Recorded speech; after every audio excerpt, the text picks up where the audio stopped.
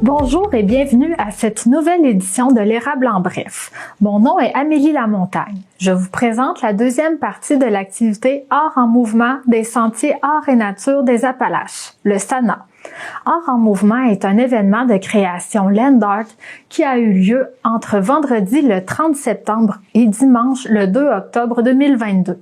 Le land art est une tendance de création artistique qui se base sur l'utilisation des matériaux trouvés dans la nature, comme le bois, les roches ou le sable par exemple. Dans ce cas-ci, l'activité Art en mouvement s'est développée sur le terrain de l'ancien hôpital psychiatrique Saint-Julien à Saint-Ferdinand.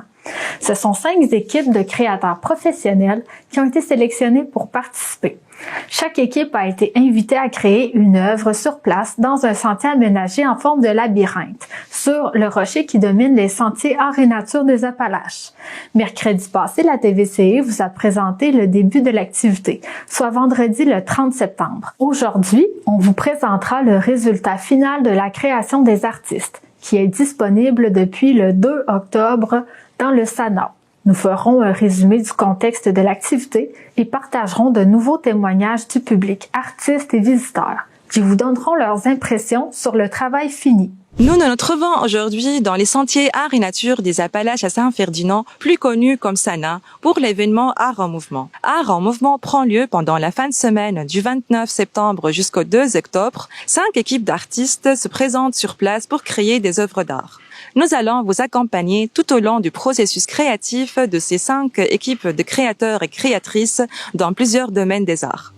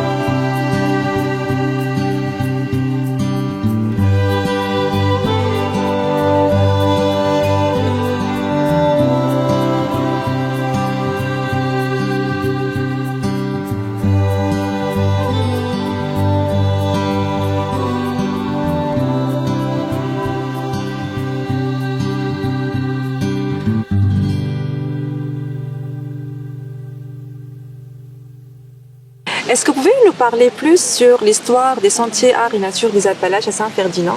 Oui, bien sûr. Les sentiers Art et Nature ont pris naissance en 2019. Il y a un groupe de bénévoles qui s'était réunis à la fin 2018 pour essayer de redonner une nouvelle vie aux sentiers Art et Nature qui avaient été mis à l'abandon suite à la fermeture de l'hôpital. Donc, après la fermeture de l'hôpital, la municipalité de Saint-Ferdinand a acquis les terrains de l'ancien hôpital et naturellement, c'était pour les redonner éventuellement à la population sous une forme ou une autre. Et en 2018, c'est ce qui est arrivé. Donc, il y a des gens qui sont venus à la municipalité pour présenté un projet pour relancer les sentiers qui avaient été mis en œuvre par Georgette Bouliane, qui était responsable de toutes les activités et du plein air du côté de l'hôpital Saint-Julien. Et à partir de mai 2019, un groupe sous la direction de Pierre Séguin, Sonia Mondor, se sont acharnés pour faire des corvées, pour remettre en état l'endroit, qui était un endroit merveilleux, mais comme j'ai mentionné, la nature avait repris ses droits, fait que c'était vraiment là, en friche un peu partout. Et les gens se sont empressés à travailler et à faire en sorte de redonner accès au sentier, à la population de Saint-Ferdinand et aux visiteurs. À quoi servaient les sentiers art et nature dans le passé? Dans le passé, sœur Georgette Bouliane avait été responsable des activités à l'hôpital Saint-Julien. Donc, elle avait plusieurs patients qui étaient affligés d'une mobilité réduite. Donc, ils fonctionnaient, ils opéraient avec des fauteuils roulants et tout ça. Donc, la sœur Bouliane, elle, ce qu'elle avait fait, c'est qu'elle avait créé des sentiers qu'elle avait fait asphalter. Et puis, à ce moment-là, elle sortait les personnes handicapées de l'hôpital sur une passerelle et ces gens-là pouvaient avoir accès à des sentiers en pleine nature. C'était vraiment très, très ressourçant pour eux parce que, en l'espace de 2 ou 3 minutes, ils quittaient une institution pour se retrouver en pleine nature. Fait que c'est ça que sœur Georgette Bouliane avait dans sa tête et c'est ce qu'elle a construit avec les gens de l'hôpital à l'époque. Et elle, c'était une visionnaire, fait qu'elle avait aménagé plein de choses. Il y avait une mare et tout ça pour les canards. Fait que ces patients, ces bénéficiaires-là, se sentaient tellement bien quand ils venaient ici. Et puis c'est un petit peu dans cet esprit-là que le SANA a été relancé pour que les gens qui viennent ici se sentent bien. Et c'est un lieu de ressourcement un petit peu. Est-ce que vous pouvez nous parler plus sur ce projet-là? Comment ça a commencé, l'histoire et surtout la motivation pour aménager un espace comme ça pour le grand public? En fait, on travaille à mettre en valeur les sentiers ici qui ont été déjà faits il y a peut-être une 50aine d'années. Et bon, l'histoire est intéressante, le lieu est très intéressant.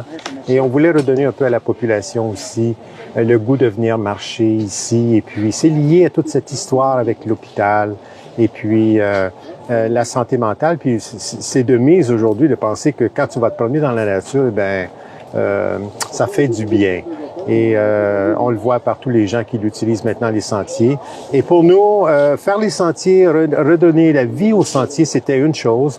Mais en même temps, comme on est dans l'art, on voulait associer l'art et la nature. Donc, un des projets, en fait, qu'on a voulu monter, c'est un projet de land art, c'est-à-dire une création in situ sur le site avec 5 groupes d'artistes.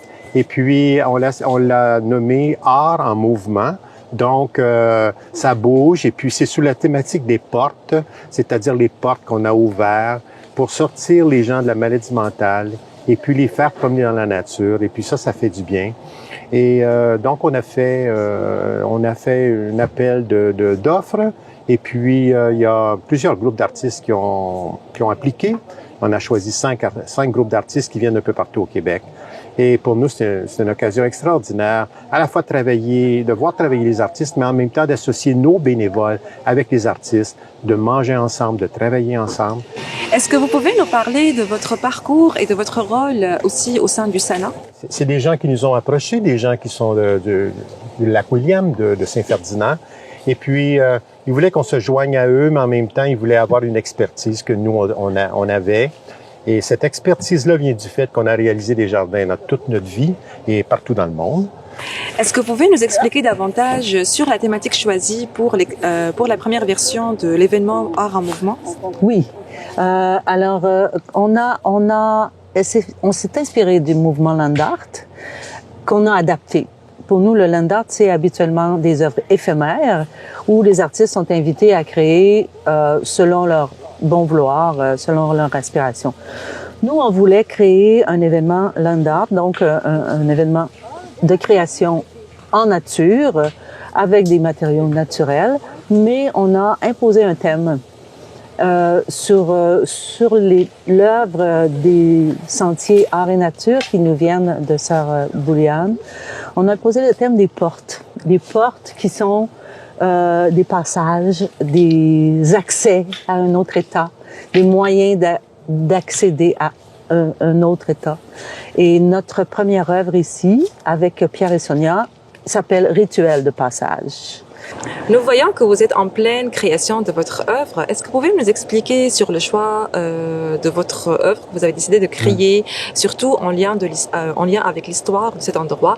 C'est une invitation qu'on a eue de Pierre et Sonia et du SANA pour, en fin de compte, participer à une équipe pour la réalisation d'une œuvre sous le thème les portes.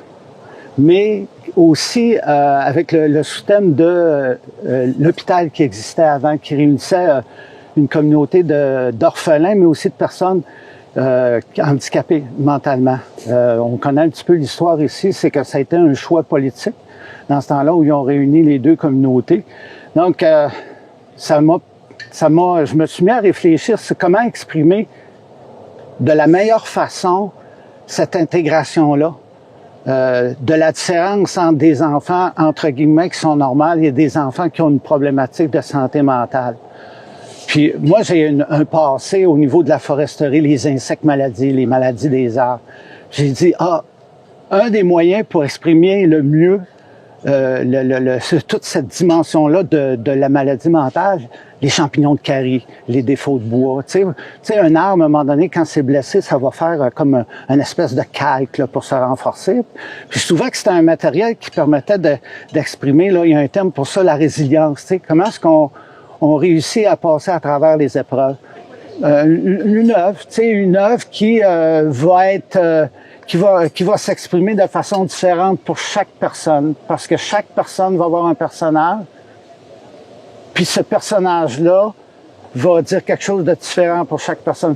Est-ce que vous pouvez nous parler de votre inspiration pour la création de cette œuvre et surtout du processus? Où est-ce que vous êtes rendu aujourd'hui? Certainement, c'est un... vous voyez, c'est 6 arcs gothiques que je suis en train de faire, mais en cèdre pour que ça dure longtemps. Nous voyons une pierre au centre de votre œuvre d'art. Est-ce que vous pouvez nous parler plus de cette pierre? D'abord, c'est un siège, c'est un banc. Alors, c'est de l'architecture. Je vais citer l'architecture en faisant cela. Puis, je trouve que l'architecture, un lieu pour s'asseoir, c'est bien. Puis, en plus, dans un lieu sacré, comme j'espère le faire, c'est un endroit pour s'asseoir, à la rigueur, méditer, prier ou peu importe. Et cette pierre-là, c'est Pierre Séguin, excusez-moi, qui est un spécialiste des pierres. Il m'avait dit, je vais essayer de t'en trouver une. Moi, j'avais regardé de mon côté, puis il m'avait donné un endroit où aller. Je n'avais trouvé une, mais qui était beaucoup moins belle que celle-là. Celle-là est magnifique. Et ça me rappelle aussi les dolmens préhistoriques là, qu'on va retrouver en Europe, par exemple. Et puis donc, la préhistoire... la période médiévale, la pierre, le bois, dans la forêt, c'est idéal. Est-ce que vous pouvez nous parler plus de votre œuvre et surtout de votre inspiration? J'ai développé le thème de la porte qui représente l'extérieur de l'hôpital, si on peut dire, les limites du terrain où la sœur emmenait les patients marcher. Puis j'ai voulu exprimer la lumière de l'extérieur par le soleil. Puis à notre gauche ici, on voit la sœur qui est représentée par les 2 pierres qu'il y a de ce côté-là. Ça, c'était la première partie du tableau, mais il y avait quand même d'autres acteurs. J'ai aussi voulu évoquer les patients de l'hôpital qui venaient avec la sœur, qui sont représentés de ce côté-là, sous forme de pierre aussi. Puis le reste, c'est plus comme un habillage, un peu comme une salle de théâtre, mettons, où est-ce qu'il y a des décors. Est-ce que vous pouvez nous expliquer qu'est-ce que vous êtes en train de faire aujourd'hui? Nous, notre œuvre s'appelle Émergence. C'est une réflexion sur la santé mentale en lien avec l'hôpital psychiatrique. Donc ici, il va avoir, il a commencé un chemin ici en pierre rouge On a fait une arche ici avec des érables. Puis si vous allez voir, il y a différentes couleurs. Au début de l'arche, c'est noir. Après ça, ça va de dégrader vers le blanc. Parce que le chemin ici représente tout le côté obscur de la maladie mentale, si on veut. Ben, dans l'arche, il va y avoir une grosse chauve-souris géante. Puis la chauve-souris, ben, quand elle est toute refermée sur elle-même, la tête en bas, elle représente un petit peu comme la chenille dans son cocon qui est en transformation. Donc, c'est la transformation de soi. Puis c'est pour s'en aller vers le beau, si on veut, vers la délivrance. La chauve-souris aussi, en étant refermée comme ça, c'est un petit peu comme une camisole de force. Est-ce que vous pouvez nous expliquer les techniques plutôt utilisées et aussi la signification de cette partie-là? En fait, la chauve-souris va être suspendue à l'envers dans les structures, dans l'arche d'arbre. Donc, on voit qu'on a recouvert les ailes. On voulait faire penser à un matériel comme du tissu. En fait, on a utilisé une technique ancienne. On a fait un tissage de quenouille qu'on a recouvert d'époxy pour que ça soit durable. Donc, la quenouille et les boucles de ceinture qui sont faites en porcelaine représentent vraiment le tissu de la camisole de force. Et la porcelaine, c'est vraiment l'innocence des enfants, donc la porcelaine des poupées. Donc, en ce moment, moi, je suis en train de recouvrir d'autres parties de la chauve-souris. Donc, si on retourne de l'autre côté, donc, je suis en train d'insérer une lumière qui va venir éclairer ici le dos. En plus, ma collègue Emmanuelle étant sculpteur, on a des parties qui ont été faites en porcelaine, comme ça ici. Et demain, Emmanuelle va faire un enfumage. Donc, c'est une technique où elle va déposer les pièces de porcelaine et avec un combustible, la fumée va venir colorer les pièces. Donc, on a le pied ici de la chauve-souris.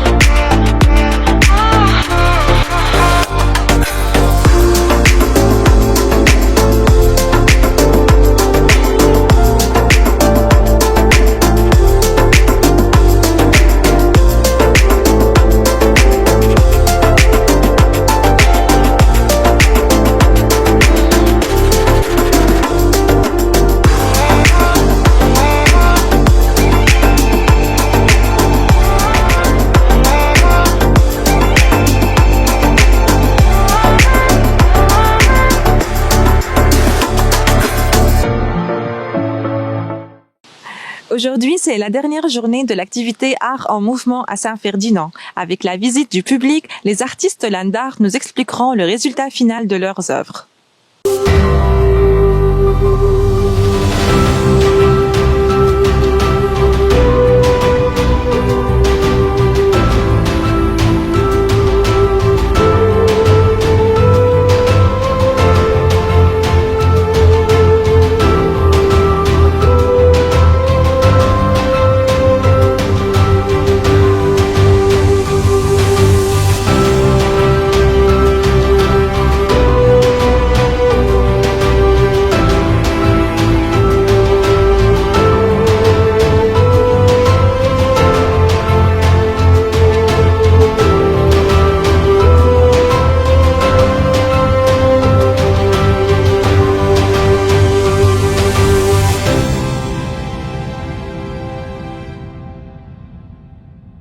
Nous voyons que votre œuvre est terminée. Est-ce que c'est possible de nous expliquer la signification?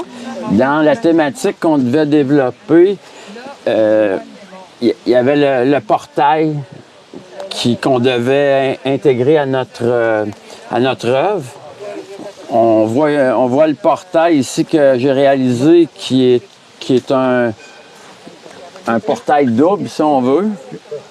Puis, c'est de cet endroit-là que passe l'énergie de l'extérieur, un peu dans mon scénario un peu qui met en scène la sœur Bouliane, qui est initiatrice des sentiers ici. Le scénario, il comprend aussi les patients qui sont évoqués par les amoncellements de pierres qu'il y a de l'autre côté, dans l'autre tableau. Donc ici, de ce côté-ci, avec les patients qui accompagnaient sœur Bouliane, j'ai voulu illustrer un peu les limites de la propriété par des par des palissades. Il y a un autre type de palissade là-bas. Fait en fin de compte, c'est une mise en scène de ce qui pouvait se passer ici il y a peut-être une vingtaine d'années, 25 ans. Qu'est-ce que vous voulez exprimer par cet objet? Ben ici, j'ai utilisé ces matériaux-là pour faire un écran servant de fond à mon tableau, on va dire ça, si on veut faire une figure de style. Puis, c'est un écran, moi j'appelle ça un écran poreux, c'est que c'est pas un mur rempli, on voit à travers, puis... Qu'est-ce que vous avez créé ici, M. Sylvain? Ben ici, je me suis amusé à utiliser les mêmes matériaux que j'avais utilisés de l'autre côté pour faire le portail. Puis également les inflorescences de la plante phragmite avec laquelle j'ai décoré beaucoup la pièce. Maintenant que l'œuvre est finie, est-ce que vous pouvez nous expliquer les touches finales? Je trouve ça exceptionnel que ma touche finale, c'était de faire un petit fœtus au milieu du cœur. Puis en même temps, je pensais tellement, ma petite fille allait avoir son bébé, puis elle l'a eu hier. Puis je trouve que sa sculpture est déjà faite, tu sais. Mais inconsciemment, c'est sûr qu'en voyant, je voyais juste un fœtus, tu sais, il y avait quelque chose qui me liait avec elle, qui n'était pas là nécessairement. Les cornes qu'on a rajoutées en dernier, pour moi, les cornes des Amérindiens, c'est le lien entre la terre et le ciel. C'est pareil comme la venue du bébé aussi, on ne sait pas où, hein, les laines, c'est entre le ciel et le cœur. Hein. Nous voyons que vous avez travaillé plus sur les détails des visages que vous avez mis sur votre œuvre. Est-ce que vous pouvez nous en parler plus, s'il vous plaît? Les 2 jours où je travaillais ici, j'ai vu les gens passer. Puis mon travail était tellement intégré par rapport à la couleur, par la nature, qu'ils ne les voyaient pas. Fait qu'en soulignant un regard, un œil plus blanc, un petit détail, mais quand tu vois les yeux, tu vois le reste. Fait que c'est là que j'ai pâli un peu mes regards, puis essayé d'aller chercher cette attention-là, parce que c'est tellement intégré dans la nature, puis en plus, on est dans la nature, fait que beaucoup de gens les voyaient pas, tu sais. C'est ça que j'ai fait un peu pour la fin. Qu'en pensez-vous de cette œuvre, monsieur? C'est très joli. On voit les 6 portes, comme qui est mentionné sur l'affiche qui est un peu plus près. Et cette grosse pierre-là est une forme d'assise, j'imagine. Alors, je sais que l'organisme Sana a fait des nouveautés cette année. C'est très joli. Fait que j'aime beaucoup. Oui, c'est reposant de se promener ici. Nous sommes devant l'œuvre Émergence. Nous pouvons donc aujourd'hui voir le résultat final. Les artistes ne sont pas présents aujourd'hui avec nous, mais ils nous ont laissé un message pour expliquer la signification de leur œuvre. Ce projet est le fruit de notre réflexion sur la maladie mentale, sur ce qui enchaîne l'individu dans son propre monde intérieur, déformant la réalité, l'exposant à ses propres craintes et le coupant trop souvent du monde. Inspiré de l'histoire de ces lieux, Émergence se veut une œuvre d'espoir tournée vers la réconciliation collective, amenant les visiteurs à cheminer dans leur propre réflexion sur la maladie mentale. Quelles sont vos impressions de l'œuvre Rituel de passage? Bon, ben, je trouve que l'œuvre porte bien son nom parce que c'est une arche d'entrée. Alors, ça nous fait pénétrer dans le...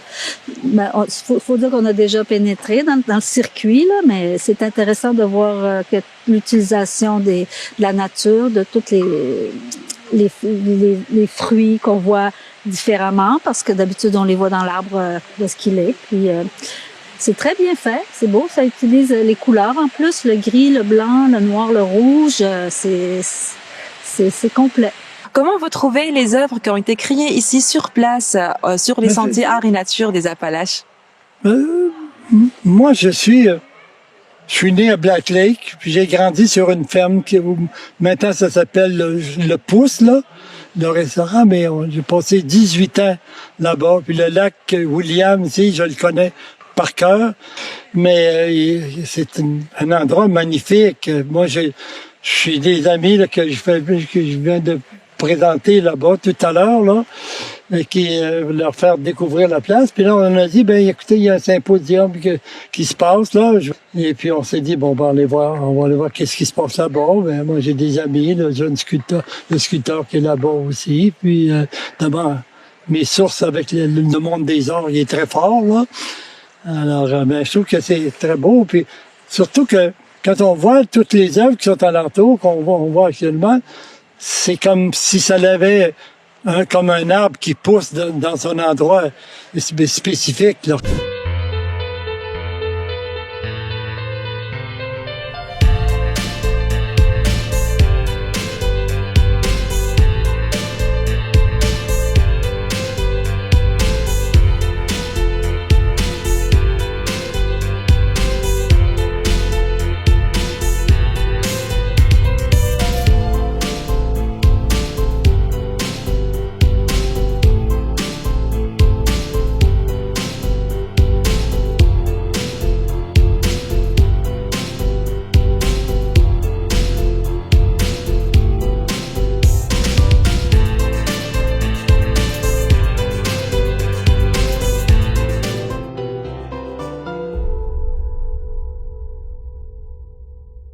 Vous avez été témoin du processus créateur de ces 5 équipes d'artistes qui ont participé à l'événement Art en mouvement dans les sentiers Art et Nature des Appalaches à Saint-Ferdinand.